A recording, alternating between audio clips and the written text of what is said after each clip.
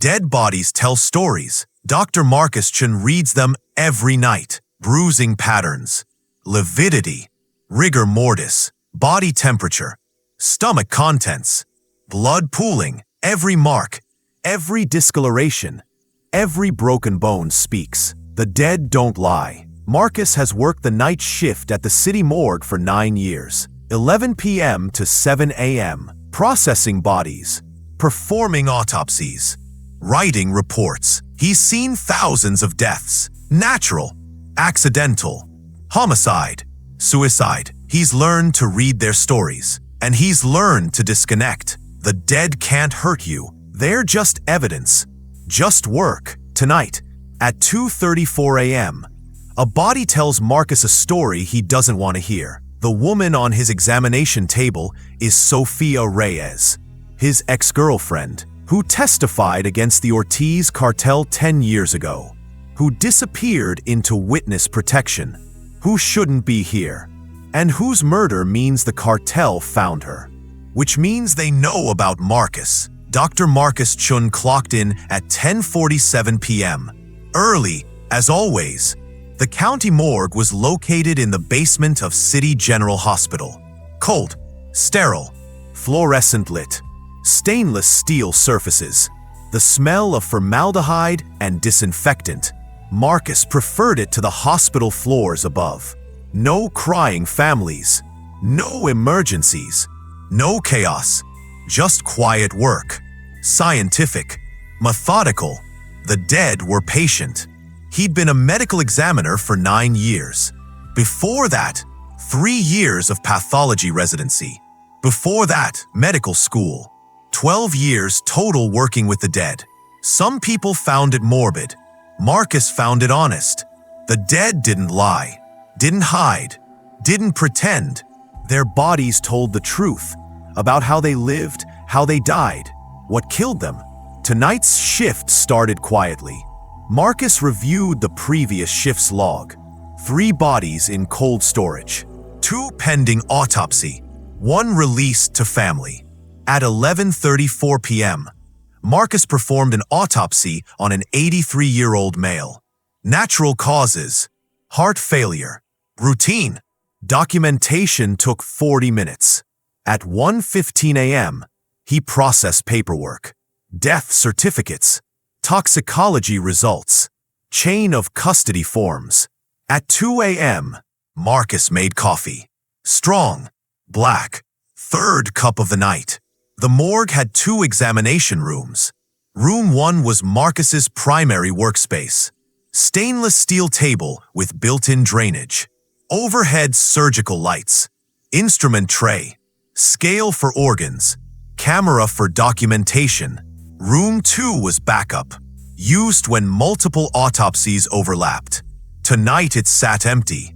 The cold storage unit held 12 refrigerated drawers, currently for bodies.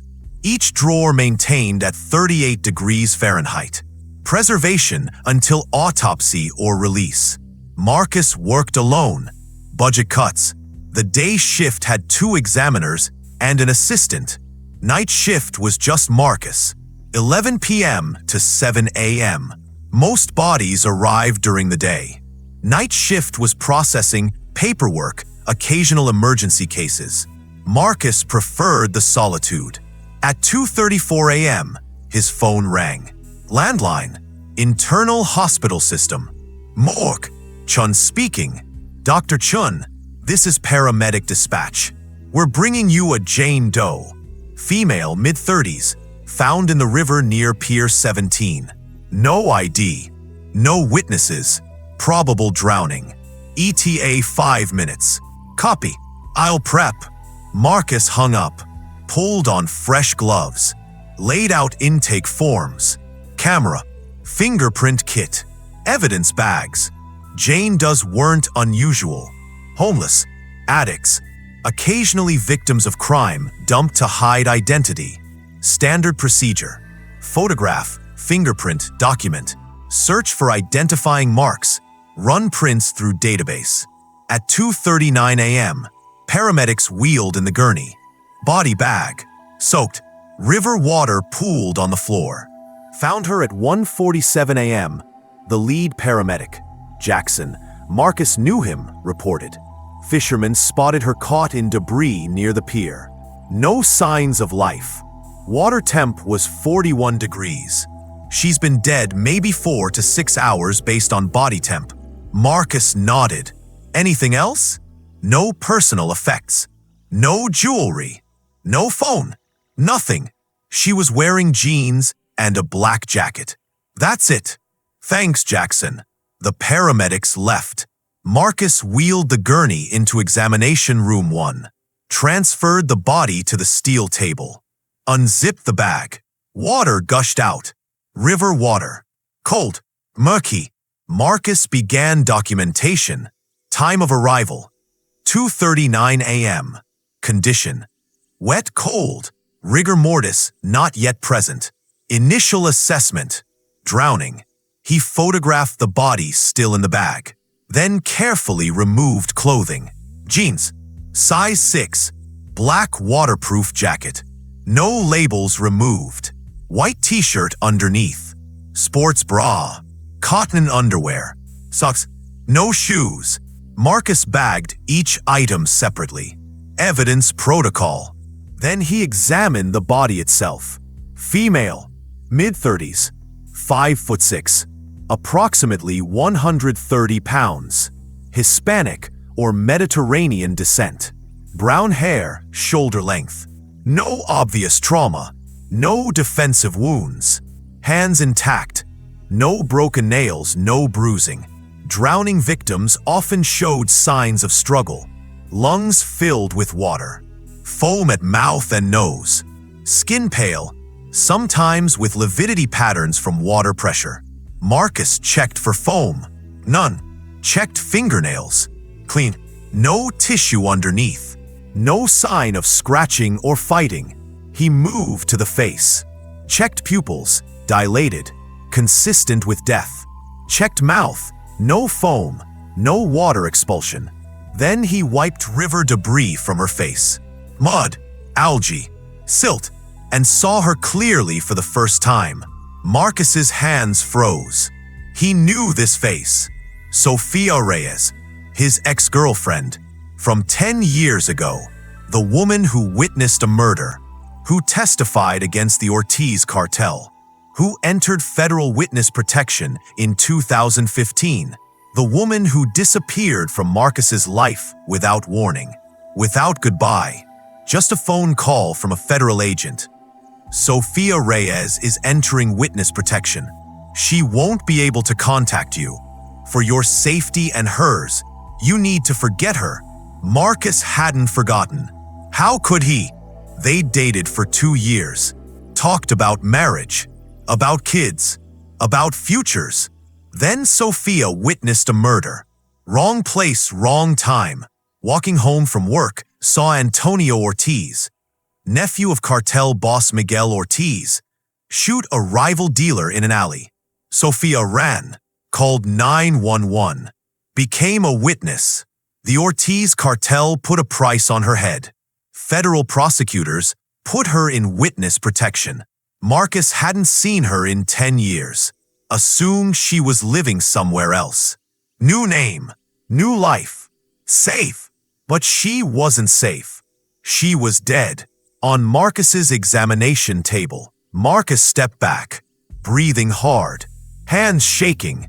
This wasn't possible. Witness protection didn't fail this catastrophically. Witnesses didn't end up dead in their old cities, on their ex-boyfriend's examination table. Unless the cartel found her. Marcus's mind raced. He forced himself to think like a medical examiner. Not a grieving ex. Not a man whose past just returned in a body bag. Evidence. Facts. Story. He examined Sophia's body again. Clinically. Professionally. Drowning. The official story.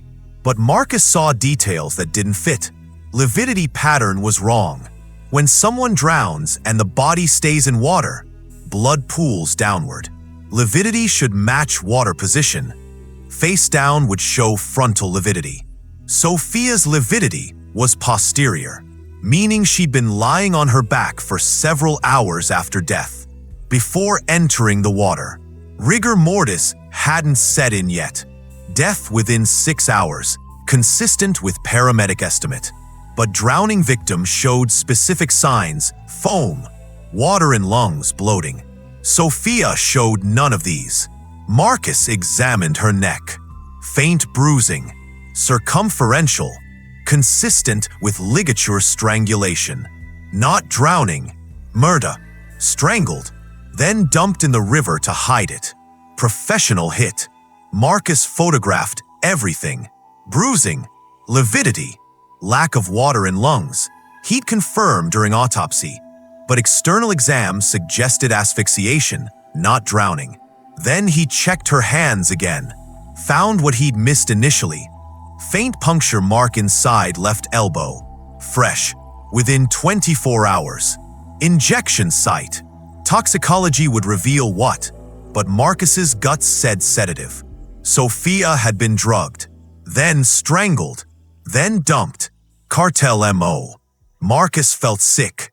He stepped away, pulled off his gloves, leaned against the counter. Sophia, sweet, brave, funny, gone. For 10 years, Marcus had wondered about her, where she was, if she was happy, if she ever thought about him. Now he knew. She'd been running, hiding, and someone found her. Marcus forced himself to continue. He had a job. Document. Collect evidence. Process. He inventoried Sophia's personal effects. The bag containing her clothes. Nothing in pockets. No phone. No wallet. No ID. Stripped clean. But then Marcus found something. Small. Easily missed. Inside the lining of her jacket. Cut open, deliberately. A USB drive. Waterproof case. Evidence. Information. Something Sophia wanted protected. Marcus pocketed it. He knew he shouldn't. Chain of custody. But if this was cartel-related, official channels might be compromised. He continued examining. Found another detail. Tattoo on Sophia's right shoulder blade. New. Not there 10 years ago. 4 numbers. 0847. Marcus photographed it. Didn't know what it meant. Prison number? Safe deposit box? Code? Then he found the final piece. In the evidence bag containing Sophia's jacket, Marcus found a photograph.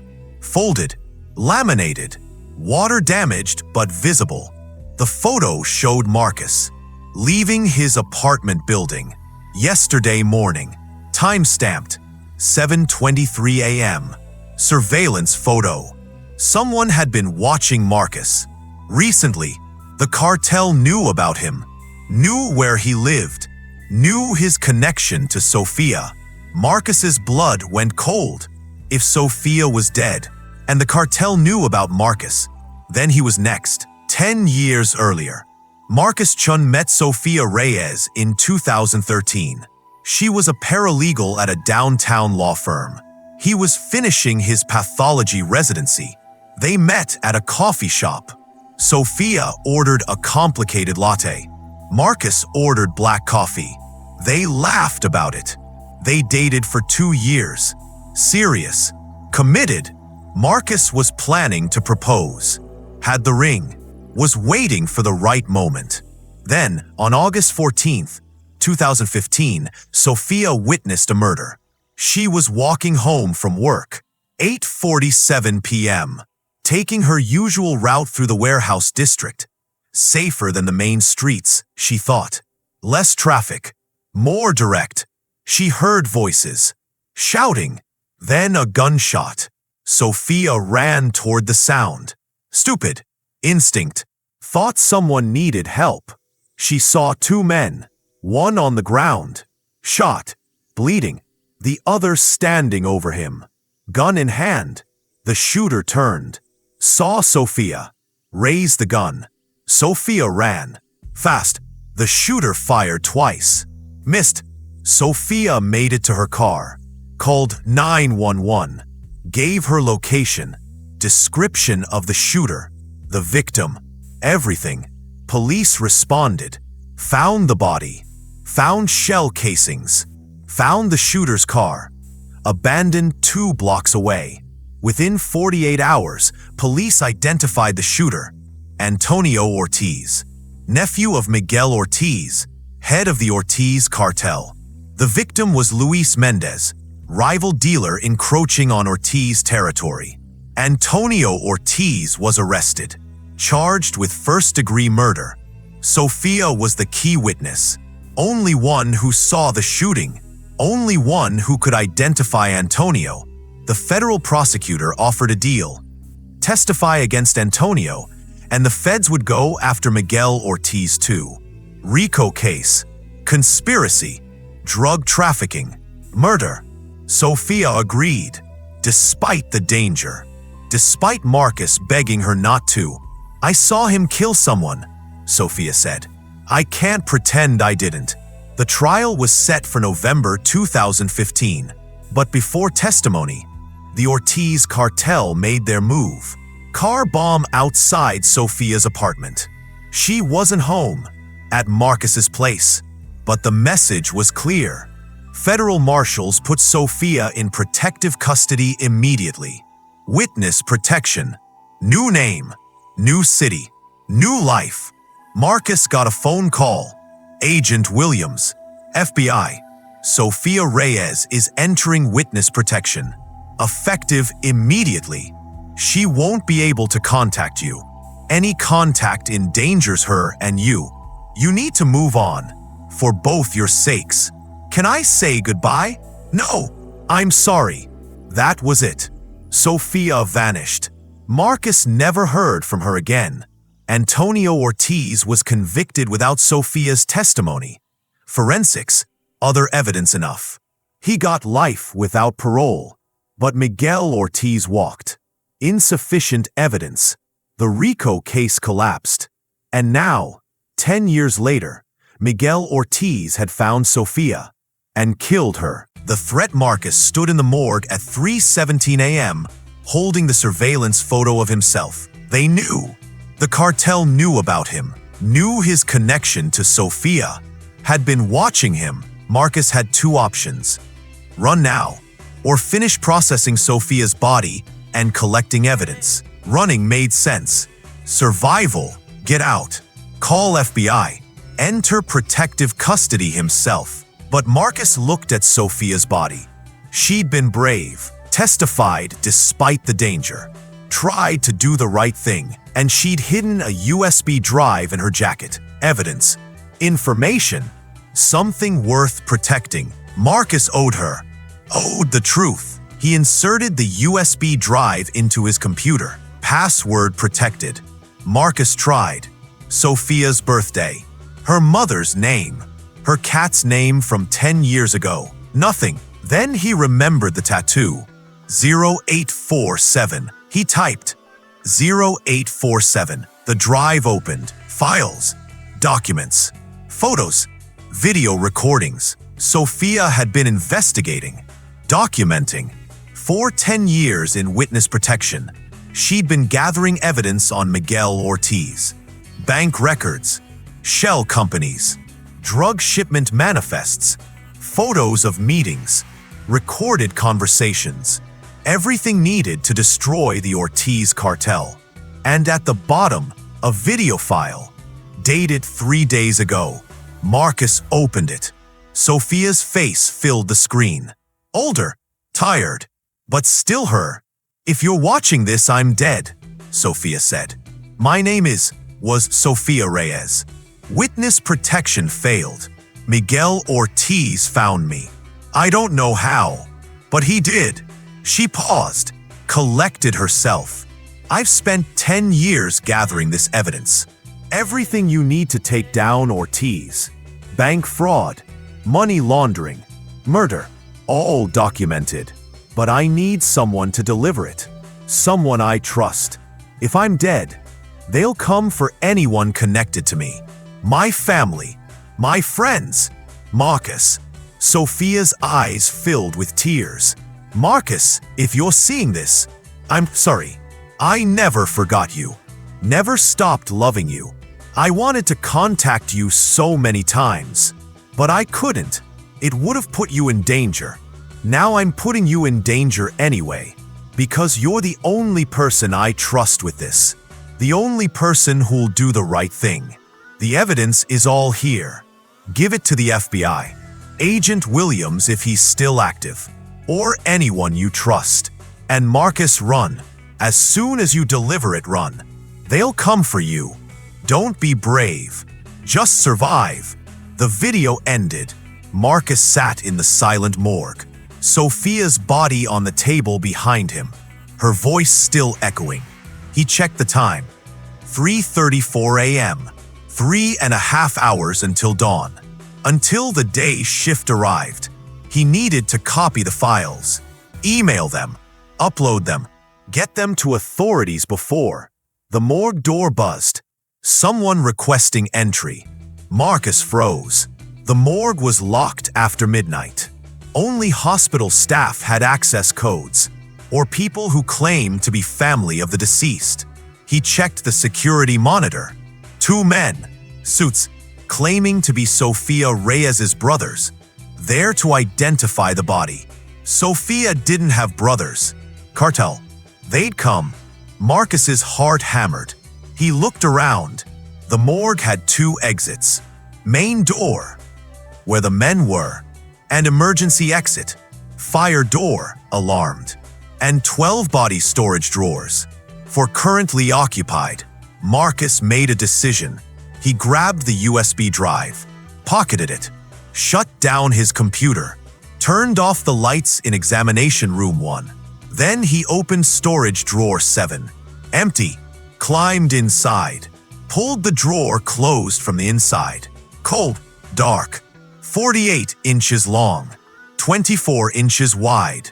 18 inches high. Barely enough room. Marcus heard the morgue door open. Footsteps. 2 sets. Confident. Searching. Check the logs. Find Chen. He was here. Coffee still hot. Marcus controlled his breathing. Tried not to shiver. The cold was already seeping through his scrubs. He heard them moving through the morgue. Opening doors. Checking rooms. Examination room 1. Bodies still here. That's her. Reyes. Check for the drive. Sounds of searching. Sophia's body being moved. Clothes examined. Jacket torn apart. Nothing. Drive's gone. Then Chen has it. Find him. Marcus heard footsteps approaching the cold storage unit. His drawer was number 7. Middle row. Would they check? A drawer opened. Number 3. Body inside. The 83-year-old Marcus had autopsied earlier. Jesus, how many bodies are in here? Check them all. Drawer 3 closed. Drawer 5 opened. Another body. Closed. Drawer 7, Marcus's drawer, started to open. Marcus held his breath, prepared to fight. He had nothing. No weapon, just his fists. The drawer slid open. Light flooded in, but then... Phone call. Ortiz wants an update. The drawer paused. Half open. Marcus could see fluorescent lights. Smell the warmer air of the morgue compared to the cold storage. Yeah, it's me. We're at the morgue. Chen's gone. Took the drive. Pause. We'll find him. Can't have gone far. Buildings locked down. The drawer slid closed. Marcus exhaled. Silently. He waited, listening. The men searched for another 10 minutes, then left. Marcus counted to 60. Slowly, then pushed the drawer open. Empty morgue. Lights still off. He climbed out. Legs numb from cold. Fingers barely working. He needed help. FBI. Police. Anyone. His phone was in his office. Locked drawer. He moved quietly through the dark morgue. Then he heard it. The morgue door buzzing again. They were coming back. Marcus ran to examination room 2, the backup room. Locked himself inside. He had minutes. maybe seconds. He looked around. Examination table. Instruments. Cabinets. No phone. No computer. But there was a computer in his office. If he could reach it. Marcus heard voices. Closer now. He needed a weapon. Something. Anything. He grabbed a scalpel from the instrument tray. Small. Sharp. Better than nothing. The footsteps stopped outside examination room 2. Door handle turned. Locked. He's in there. Kick. The door shuttered. Held. Another kick. Lock breaking. Marcus looked for another exit. None. The room was enclosed. But the ventilation shaft. Overhead. Access panel. Marcus climbed onto the examination table. Pushed the panel aside. Pulled himself into the shaft. The door burst open below him. Marcus replaced the panel. Crawled forward. Dark. Narrow. Barely room. He heard them searching below. Cursing, Marcus crawled through the ventilation system. The duct connected to the hospital above. If he could reach the main hospital, find help. He crawled for what felt like hours. Maybe 10 minutes. Emerged in a supply closet on the 2nd floor. Hospital. Lights. People. Marcus dropped from the ventilation shaft. Fell. Hit the floor hard. Pain shot through his ankle. He limped out of the supply closet. Empty hallway. 4:23 a.m. Night shift. Few staff. He needed a phone. Security office. Administration. Marcus spotted a nurse's station. Picked up the phone. Dialed 911. 911. What's your emergency? My name is Dr. Marcus Chen. I'm at City General Hospital. 2 men are trying to kill me. Cartel. Ortiz Cartel. They're in the building. I need police. And I need Detective Ray Chandler. Detective Chandler? Sir, that's... Just call him. Tell him it's about the Ortiz case. He'll come. The rescue. Detective Ray Chandler arrived at City General Hospital at 5:03 a.m. 4 patrol cars. 8 officers. Hospital security. Marcus met them in the lobby. Limping. Exhausted. Holding a USB drive. Dr. Chen, Ray recognized him from a case 2 years ago. Cooperative witness. Good guy. Detective Chandler. Thank you for coming. You mentioned the Ortiz cartel. We've been trying to build a case on Miguel Ortiz for 10 years. What do you have? Marcus held up the USB drive. Everything. Bank records. Drug shipments. Murders. All documented. Compiled by Sophia Reyes over 10 years. Ray's expression sharpened. Sophia Reyes. The witness who disappeared. She's dead. Murdered. Her body's in my morgue. She left this evidence, and the cartel sent men to retrieve it. Where are these men now? Morgue basement. Armed. Dangerous. Ray called for backup. SWAT. FBI. Then turned to Marcus. You're coming with us. Protective custody. If Ortiz knows you have that drive, you're a target. I know. Officers swept the morgue. Found the 2 men. Armed. Arrested without incident. Federal agents arrived at 6:15 a.m. Took the USB drive. Began processing evidence. By 7 a.m., end of Marcus's shift. The day shift medical examiner arrived to find the morgue swarming with police. Marcus gave his statement. Explained everything. Sophia's murder. The hidden evidence. The cartel's attempt to silence him. Agent Williams, the same agent who'd put Sophia in witness protection 10 years ago, took Marcus into protective custody. I'm sorry, Williams said. We failed Sophia. We won't fail you. 1 year later, Dr. Marcus Chen clocked in at 10:47 p.m. Early, as always. The county morgue was located in the basement of St. Mary's Hospital, Portland, Oregon. 2,000 miles from his old life.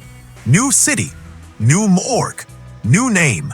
Officially, Marcus was in witness protection now. Michael Barnes, medical examiner. Same job, different identity. The trial of Miguel Ortiz had concluded 3 months ago. Sophia's evidence, combined with Marcus's testimony about her murder, had been enough. Miguel Ortiz, guilty, life without parole. His entire organization dismantled, dozens of arrests, hundreds of victims saved. Marcus had testified via video link. Protective custody. The jury never saw his face, didn't know his new name or location. After the trial, the feds offered Marcus a choice: stay in protection forever or take his chances returning to his old life. Marcus chose protection, not out of fear, but because his old life was gone. Sophia was gone. The past was gone. This was his life now. Portland, new name, same work. Tonight's shift started quietly. Marcus reviewed the log. 2 bodies in cold storage, 1 pending autopsy. At 11:34 p.m., he performed an autopsy. Natural causes, routine. At 1:15 a.m., he processed paperwork. At 2:34 a.m., he made coffee. Strong, black. The dead don't lie. They tell stories. And Marcus still read them. But now he read with an understanding he hadn't had before. The dead deserve justice, truth, someone to speak for them.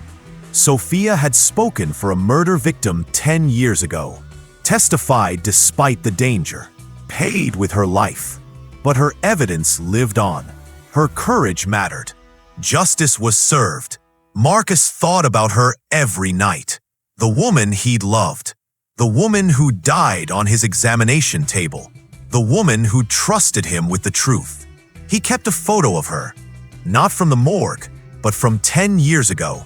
Smiling, alive, happy. He didn't keep it on his desk. That would be suspicious. Against protection protocol. But he kept it in his wallet, hidden. A reminder. Some stories the dead tell are tragic, but some are heroic. Sophia Reyes' story was both, and Marcus Chen made sure it was told.